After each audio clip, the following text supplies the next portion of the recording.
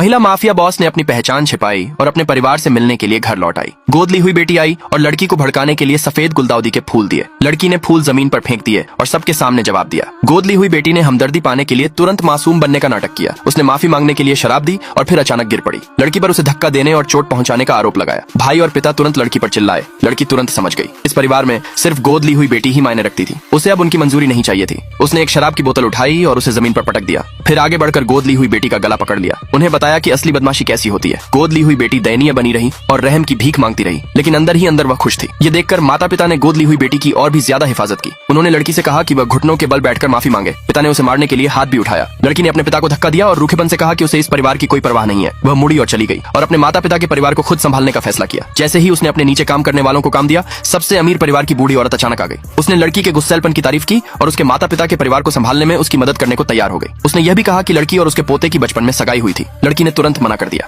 ये देखकर बूढ़ी औरत ने अपनी बात बदल दी और उससे अपने बिगड़ैल पोते को काबू में करने की गुजारिश की। उसने यह भी कहा कि उसकी पहले की बहू ने तो लड़की को बचपन में दूध भी पिलाया था। लड़की को एक धुंधली सी बात याद आई और उसने उस मेहरबानी का बदला चुकाने का फैसला किया। अगले दिन लड़की नई ट्यूटर बनकर आई। उस आदमी ने जानबूझकर उसे उकसाया और उस पर कोला डाला और भिखारी जैसे कपड़े पहनने के लिए उसका मजाक उड़ाया। लड़की ने उसे काबू में करने के लिए कुछ तेज चालें चली, जिससे उसे अपनी गलती माननी पड़ी और उसने माफी मांगी। कुछ ही दिनों में उस आदमी ने उसकी पूरी बात मान ली। दो चाचा परेशान हो गए। उन्हें डर था कि वह विरासत वापस पा लेगा, इसलिए उन्होंने एक चचेरे भाई को उसे फंसाने के लिए उकसाया। उन्होंने उस आदमी को माफिया से बात करने के लिए धोखा दिया, यह कहकर कि लड़की को डराना सबसे सेफ प्लान है। आदमी हिचकिचाया, लेकिन आखिरकार मान गया। उसे पता नहीं था कि उसे बेचा जा रहा है। पैसे लेने के बाद गैंग ने सीधे उसे किडनैप कर लिया। शेर ऐंठने और गैंग की महिला बॉस को प्रॉपर्टी जब्त करने में मदद करने का प्लान बनाया। जब लड़की ने खबर सुनी तो वह दौड़ कर आई। यह सुनकर बुढ़िया घबरा गई। लड़की ने उसे दिलासा दिया, कहा कि वह उसे पक्का सेफ वापस ले आएगी। सुरागों का पीछा करते हुए वह एक खाली फैक्ट्री में पहुंची। गैंग का एक मेंबर उस आदमी पर पेट्रोल डालने वाला था। वह आदमी डर के मारे वहीं बेहोश हो गया। लाइटर के जमीन पर गिरने से ठीक पहले